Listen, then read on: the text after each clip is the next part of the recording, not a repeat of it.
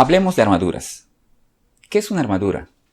La armadura es una manera de resolver el diseño de un elemento estructural que utiliza el triángulo como una estrategia geométrica y que le permite a los materiales tener una mayor eficiencia en su trabajo cuando está sujeta a la acción de ciertas cargas.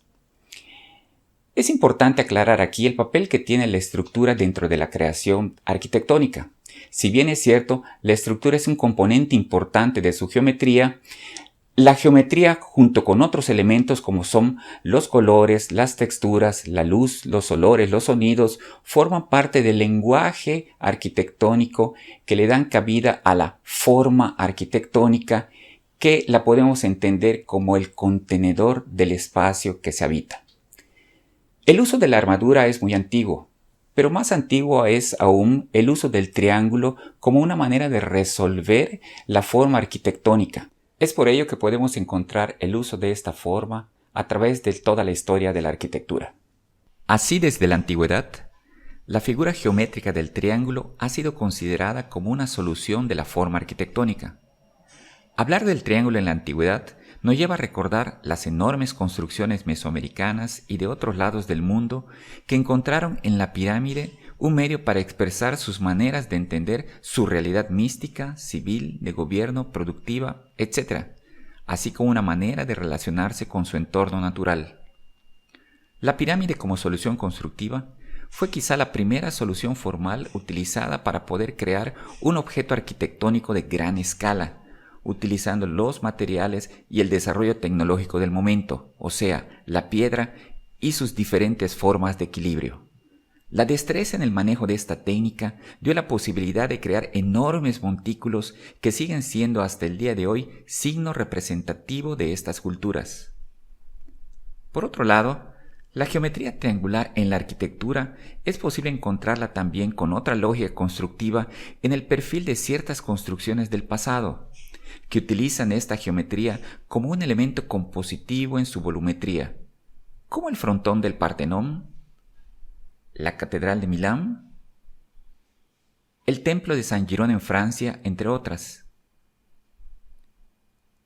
Lo importante en estos casos es que podemos encontrar en el interior de estas construcciones una estructuración basada en una serie de líneas que están organizadas también a través de una composición que utiliza el triángulo como base de su geometría y que le dan soporte al volumen. Geometrías que parecen trazos que surcan el espacio escondido de estas arquitecturas. Esta manera de resolver la estructura la podemos encontrar de manera más evidente en la actualidad a través de la resolución de grandes claros. Es una solución que encontramos en construcciones que técnicamente requieren de un espaciado de ciertas dimensiones entre apoyos y que utilizan soportes horizontales de cierto peralte, pero resueltos a modo de una secuencia de triángulos repetidos. Los puentes son un buen ejemplo de esta solución. Generalmente se trata de grandes vigas resueltas con geometrías triangulares de grandes dimensiones que procuran tener en su interior el espacio suficiente para poder ser usados. Su geometría final corresponde a la manera en la que el diseñador, de acuerdo a las condiciones de uso requeridas y del entorno sobre el que se asienta, propuso para resolver los requerimientos de carga. Esta misma condición geométrica la podemos encontrar en otros proyectos, pero resueltos con la elegancia y belleza que brinda una solución que logra el equilibrio de fuerzas a través de un juego armonioso entre la geometría y los materiales propuestos. Soluciones que sugieren, por la naturaleza de los materiales y su disposición, el comportamiento de cada elemento de la estructura que es percibida como establemente bella. Por otro lado, también esta estructuración geométrica la podemos encontrar como una textura que cubre las fachadas de los edificios, como una serie de líneas que forman parte de la composición de la volumetría de estos mismos. De tal modo que las volumetrías parecen cubiertas de trazos triangulares que cubren la geometría general de la arquitectura, como si fuera necesario imprimirle al edificio una textura sobrepuesta en el lienzo blanco de la fachada. En otros casos, el triángulo crea la fachada, la modela, establece en sí mismo el orden de su percepción volumétrica en general, marcando la pauta compositiva, o como ocurre en otros casos, aparece como un accidente en la sencillez de la propuesta arquitectónica. De igual modo, y de una manera más amplia, el triángulo ya lo podemos encontrar dentro de la arquitectura como un conformador del espacio, es decir, como un componente que de manera contundente participa en la creación de la obra arquitectónica. De tal manera que es posible encontrar esta geometría como una parte del lenguaje utilizado para construir el discurso del espacio arquitectónico. Así tenemos, por ejemplo, en el Centro de Atención y Gestión construido en Cataluña, España, que fue resuelto por medio de un gran volumen asentado sobre una base y que libera sus fachadas a través de los volados propuestos alrededor de sus 4 lados. Estructuración que es percibida en su interior, resuelto por medio de un gran atrio central que atraviesa todos los niveles y donde la figura triangular sigue siendo protagonista de la composición. O como el proyecto de la estación de trenes All Aboard en Florida, que presenta una composición basada en una serie de cuerpos prismáticos horizontales soportados por algunos apoyos resueltos con la misma geometría, y que permiten la creación de grandes espacios de planta libre o con pocos apoyos acorde a la función que ahí se desarrollará. En una escala similar, el proyecto del pabellón de Chile para la Expo Milán en el 2015 se resuelve como un gran volumen de textura con formas triangulares que construyen un gran espacio de exposiciones, desplantado del piso y suspendido por algunos apoyos de geometría similar que crean un gran vestíbulo también de planta libre para recibir a los visitantes. El edificio del Parque Científico en Murcia, España, de composición volumétrica regular, es un proyecto resuelto a través de una plaza central que organiza a su alrededor el resto del programa arquitectónico, pero donde resulta evidente el uso del triángulo como una manera de resolver el problema estructural y darle sentido a la composición de las formas y del espacio. En otra escala, el proyecto de la calle 30 en Londres, mejor conocido como el Pepinillo, es un edificio de oficinas de planta circular y de gran altura, que resuelve las superficies de su fachada de doble curvatura por medio de una textura estructural de geometría triangular regularmente variable que cubre toda la piel de la arquitectura y que a una escala más pequeña genera un aporticamiento que marca el acceso y vestibula a una escala humana la transición hacia su interior.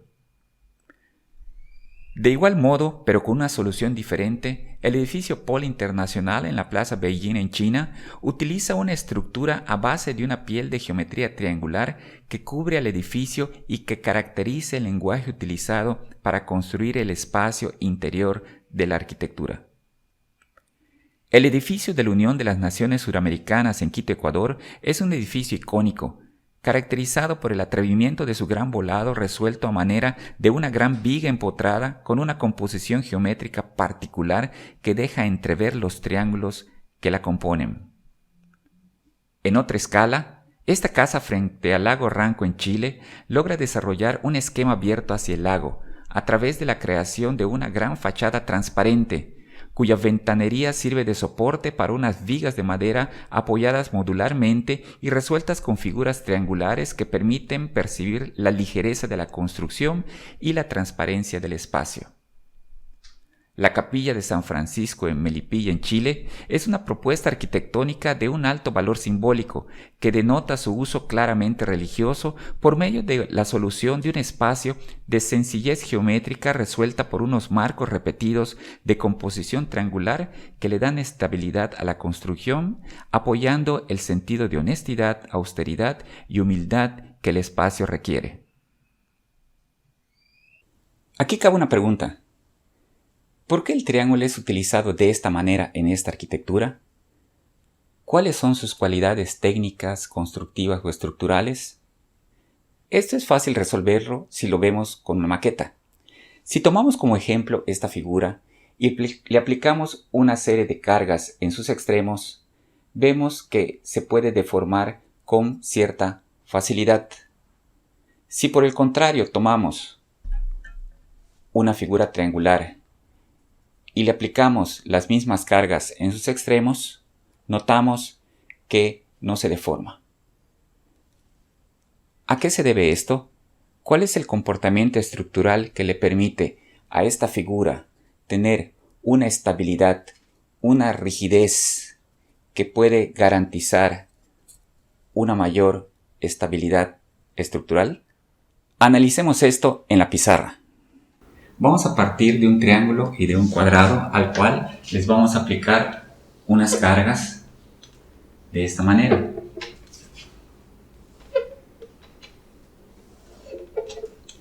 Como ya vimos,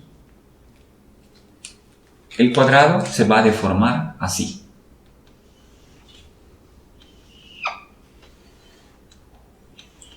Lo que nos está diciendo que existen unos momentos en sus vértices, posiblemente de esta manera. Lo que nos está indicando que la figura del cuadrado está sujeta a una serie de momentos de esta forma.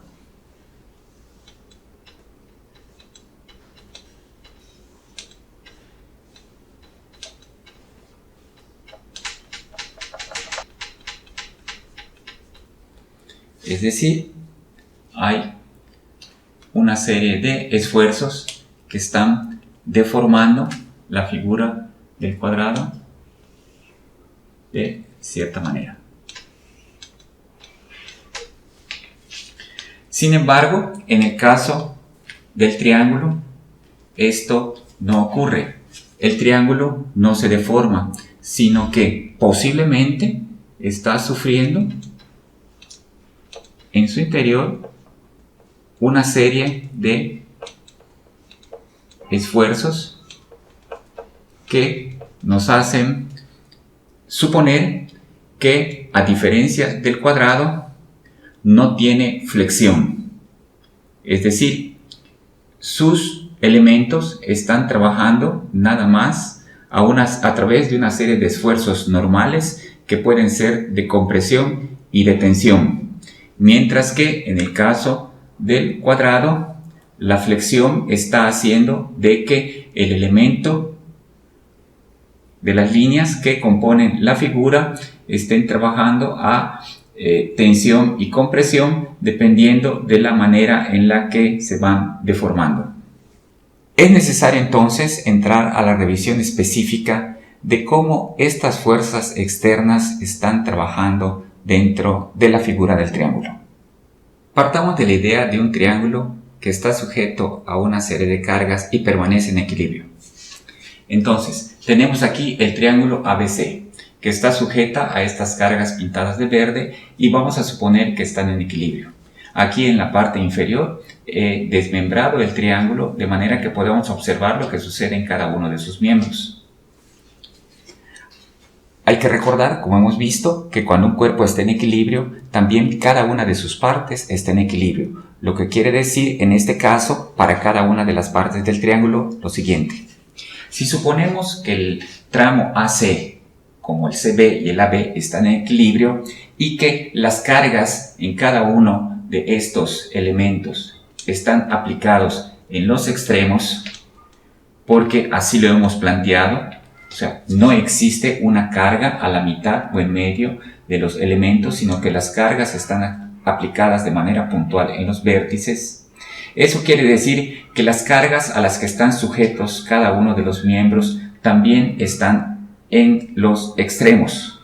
La única manera para que estos cuerpos permanezcan en equilibrio es que puedan contener en esos extremos dos fuerzas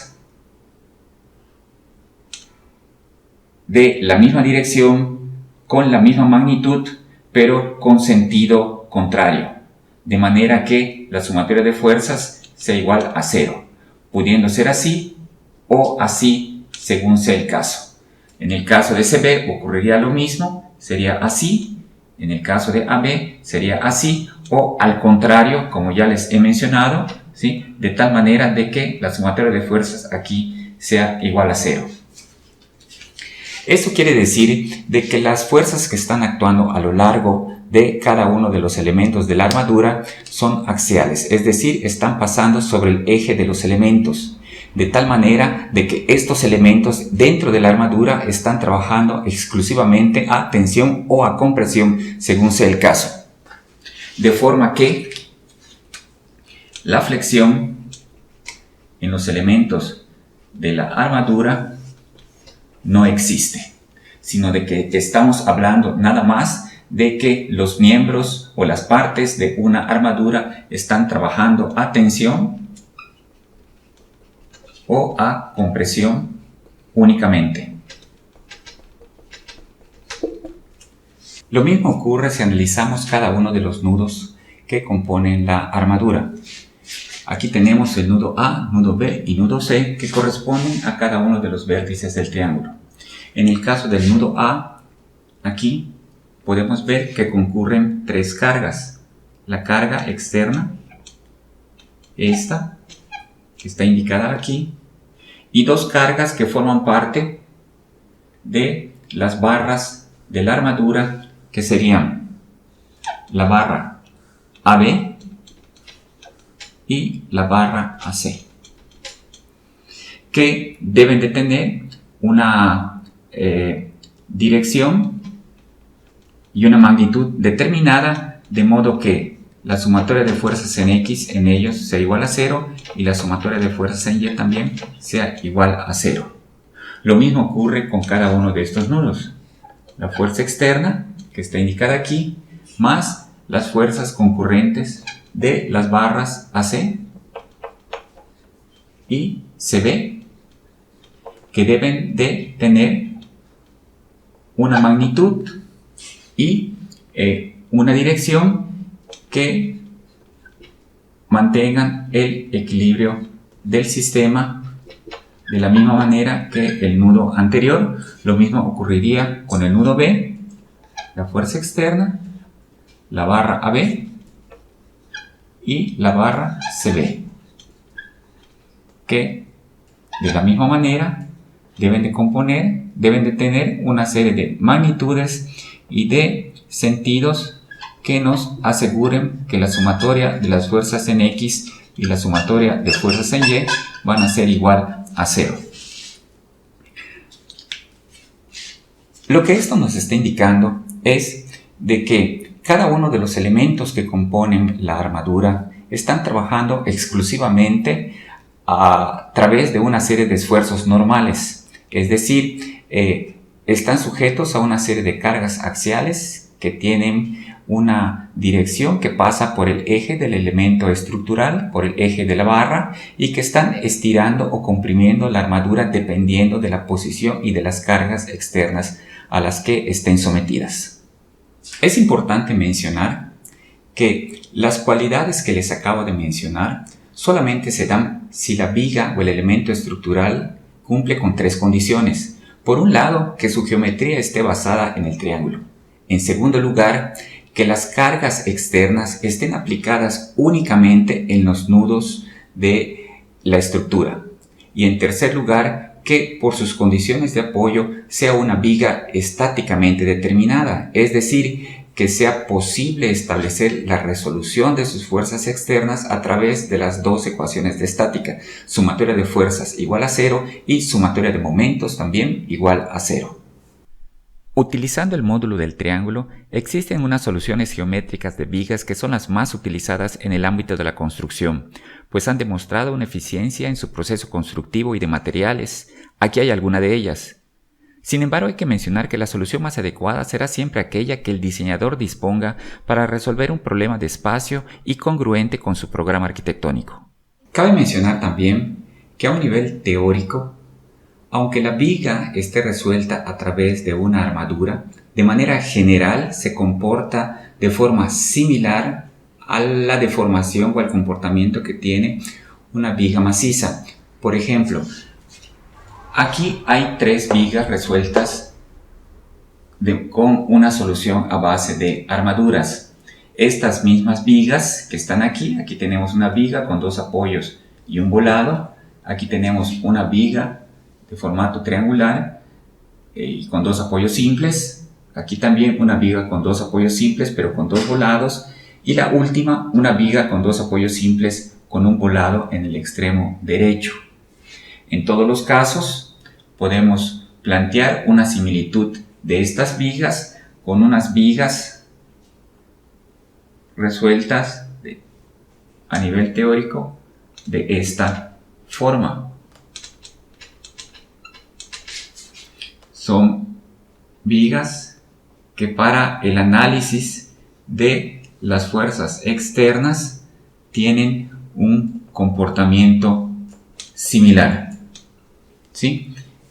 Estas vigas y estas vigas, desde el punto de vista de las fuerzas externas, tienen un comportamiento similar. Inclusive la elástica que presentan, que en este caso puede ser esta así, esta así o esta así, también se presenta en estas vigas de acá arriba, con la diferencia de que aquí existen esfuerzos de flexión y aquí solo existen esfuerzos normales, es decir, de tensión o compresión. Si analizamos un pedazo, por ejemplo, de estas vigas, vamos a encontrar, por ejemplo, que en el caso de esta, aquí en esta zona, vamos a tener un momento positivo, es decir, en la parte superior hay compresión y en la parte inferior hay tensión, y aquí un momento negativo que tiene un esfuerzo de tensión en la parte superior y un esfuerzo de compresión en la parte de abajo.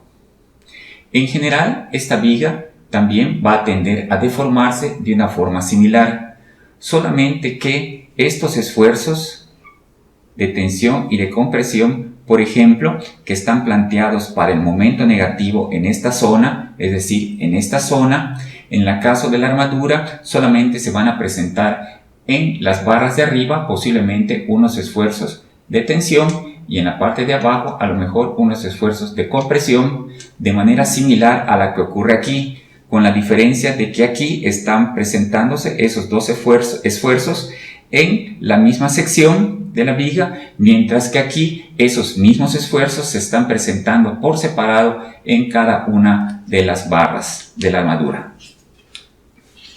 Una vez aclarado esto, continuaremos en los siguientes videos realizando algunos ejercicios.